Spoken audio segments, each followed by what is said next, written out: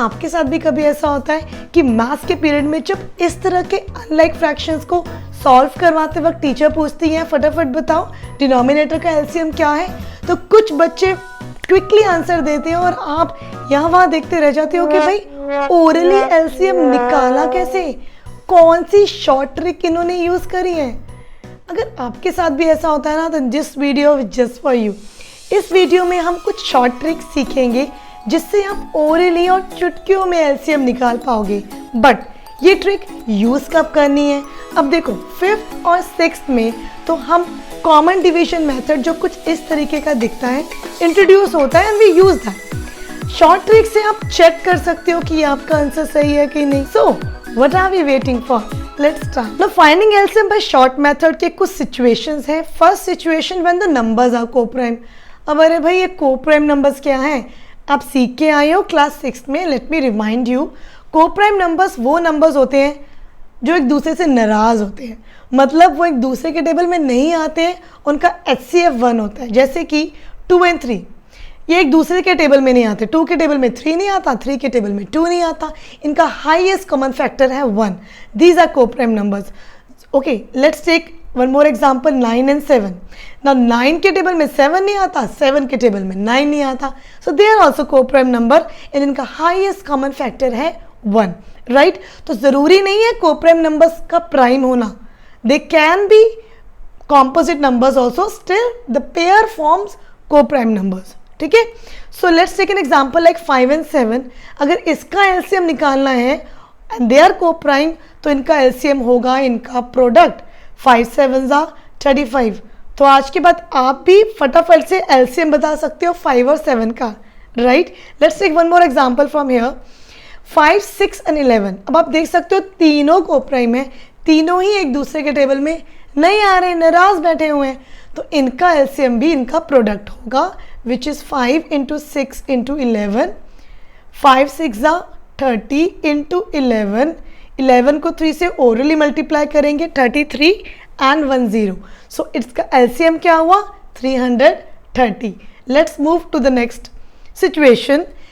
यहाँ पे क्या हो रहा है, एक दूसरे का मल्टीपल है, जैसे कि 30 इज द मल्टीपल ऑफ 15। कैसे? Because we have 15 2s are 30। So जब एक नंबर दूसरे का मल्टीपल होता है ना, तो बड़ा वाला नंबर आपका बन जाता है LCM। Easy. Let's take one more situation. When we have 12, 3 and 7। जैसे ये क्वेश्चन आता है और आपको LCM ओरल निकालना है, तो आपको कोई भी दो नंबर पे फोकस ले लो, जैसे 12 और 3। तो 12 इज द मल्टीपल ऑफ 3। 3 4 होता है हमारा 12। तो इन दोनों का LCM तो आ गया 12। सो LCM ऑफ 12 and 3 is 12। रह गया आपका 7। तो अब हम निकालेंगे LCM 7 और 12 का, ठीक है। इनका LCM निकाल लिया 12, अब 12 और 7 का LCM। Again back to the first case जहाँ पे कोप्राइम नंबर्स थे, ये दोनों भी कोप्राइम नंबर्स हैं, नाराज है एक दूसरे से, तो इनको मिला देते हैं, इनका प्रोडक्ट निकाल देते हैं which will be our LCM। So 12 7s are 84। Table तो आने चाहिए, तो LCM of all the 3 numbers will be 84। अभी थोड़ा सा टाइम लग रहा है ना, जितना प्रैक्टिस करोगे उतना क्विकली कर पाओगे। It's all about practice that matters in maths. Next ले लेते हैं एग्जाम्पल। ना इस क्वेश्चन में देख रहे हो आप कि दोनों ना तो कोप्राइम है, ना ही एक मल्टीपल है दूसरे का, तो यहाँ कैसे सॉल्व करना है? यहाँ आपको एक कॉमन फैक्टर देखना है जो दोनों के टेबल में आता है और वो हाईएस्ट हो और भी बेटर है। जैसे 4 is the common factor, 4 5s are 20 होता है और 4 3s are भी 12 होता है। तो ये जो कॉमन हाईएस्ट है ना दोनों में, इसको तो आप अलग से लिख लो, और 3 और 5 को भी ले आओ, उनको क्यों अकेला छोड़ेंगे।